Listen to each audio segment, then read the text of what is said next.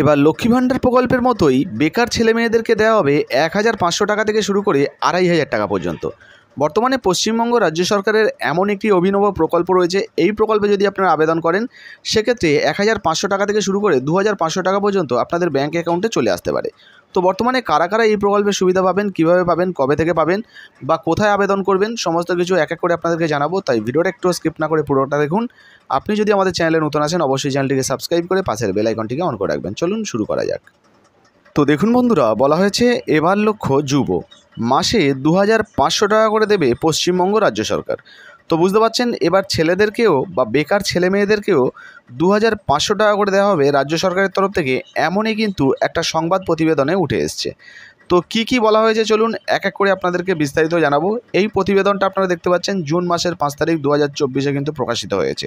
চলুন কি কি আপডেট রয়েছে সেটা আপনাদেরকে দেখিয়ে দিই। তো দেখুন বন্ধুরা, এখানে পরিষ্কারভাবে বলা হয়েছে কেন্দ্রীয় সরকারের মতোই রাজ্য সরকারের তরফ থেকেও পশ্চিমবঙ্গে চালু করা হয়েছে একগুচ্ছ জনকল্যাণমূলক প্রকল্প।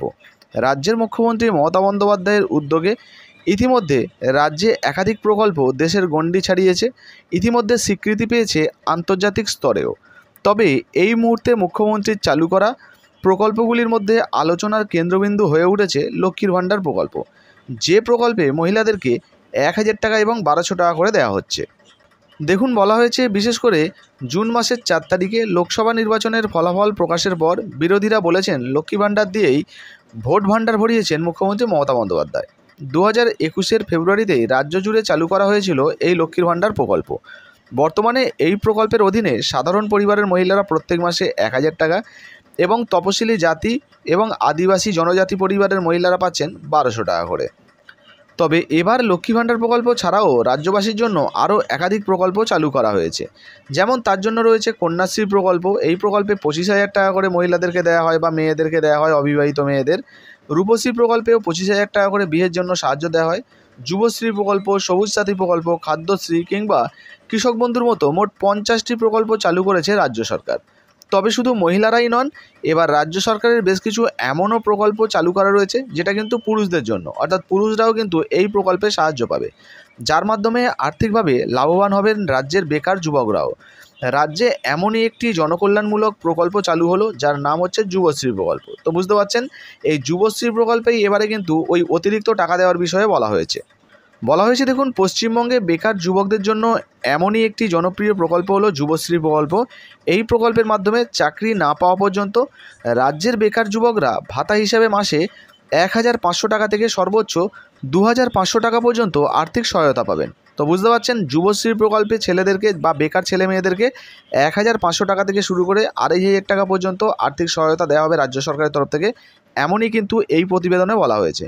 রাজ্যের কর্মহীন যুব সমাজ যাতে স্বাবলম্বী হয়ে ওঠার পাশাপাশি নিজেদের কর্মোদ্যোগী করে তুলতে পারে, তার জন্য এই আর্থিক সাহায্য করা হচ্ছে। এবার প্রশ্ন হচ্ছে কারা এই প্রকল্পের সুবিধা পাবেন। দেখুন, বলা হয়েছে যে আবেদনকারীকে অবশ্যই পশ্চিমবঙ্গের স্থায়ী বাসিন্দা হতে হবে, অর্থাৎ পশ্চিমবঙ্গে বসবাসকারী যে কোনো বেকার ছেলে মেয়ে আবেদন করতে পারবেন। বলা হয়েছে দেখুন, আবেদনকারীকে কর্মহীন এবং ন্যূনতম সবথেকে কম ৮ম শ্রেণী পাস হতে হবে।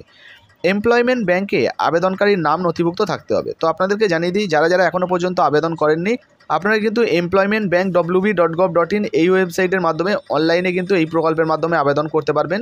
আগে কিন্তু এই প্রকল্পে আবেদন করতে কাগজপত্র গিয়ে জমা করতে হচ্ছিল অফিসে, তবে এখন আর করতে হয় না, সমস্তটাই কিন্তু অনলাইনে গ্রহণযোগ্য। পাশাপাশি বলা হয়েছে দেখুন, আবেদনকারী যে বছর আবেদন করবেন সেই বছরের এপ্রিল মাসের ১ তারিখ থেকে আবেদনকারীর বয়স সর্বনিম্ন ১৮ বছর এবং সর্বোচ্চ ৪৫ বছরের মধ্যে হতে হবে, তবেই কিন্তু আবেদন করা যাবে।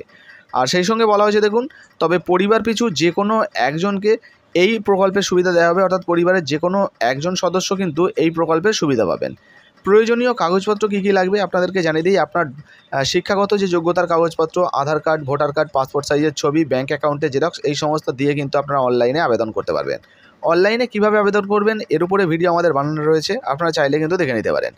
এবারে আপনাদেরকে জানিয়ে দিই বন্ধুরা, এই যে প্রতিবেদনে বলা হয়েছে ২,৫০০ টাকা দেওয়ার বিষয়ে, এই যে দেখুন, এই প্রতিবেদনে যেমন বলা হয়েছে এই প্রকল্পে 1,500 টাকা থেকে সর্বোচ্চ 2,500 টাকা পর্যন্ত আর্থিক সহায়তা করা হয়। তো আপনাদেরকে জানিয়ে রাখি বন্ধুরা, এখানে যারা যারা ইতিমধ্যে আবেদন করেছেন, যারা ভাতা পাচ্ছেন, তারা কিন্তু 1,500 টাকা করেই ভাতা পান। আপনারাও যদি আবেদন করেন, ভবিষ্যতে আপনাদের যদি বেকার ভাতার লিস্টে নাম ওঠে, সেক্ষেত্রে আপনারাও কিন্তু 1,500 টাকা করে ভাতা পাবেন।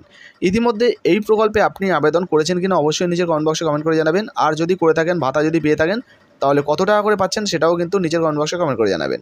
ভিডিও ভালো লাগলে ভিডিওতে একটি লাইক দিয়ে ভিডিওটা ফেসবুকে হোয়াটসঅ্যাপে বেশি বেশি করে শেয়ার করবেন। ফেসবুক থেকে দেখলে আমাদের পেজটা ফলো করতে ভুলবেন না। ধন্যবাদ।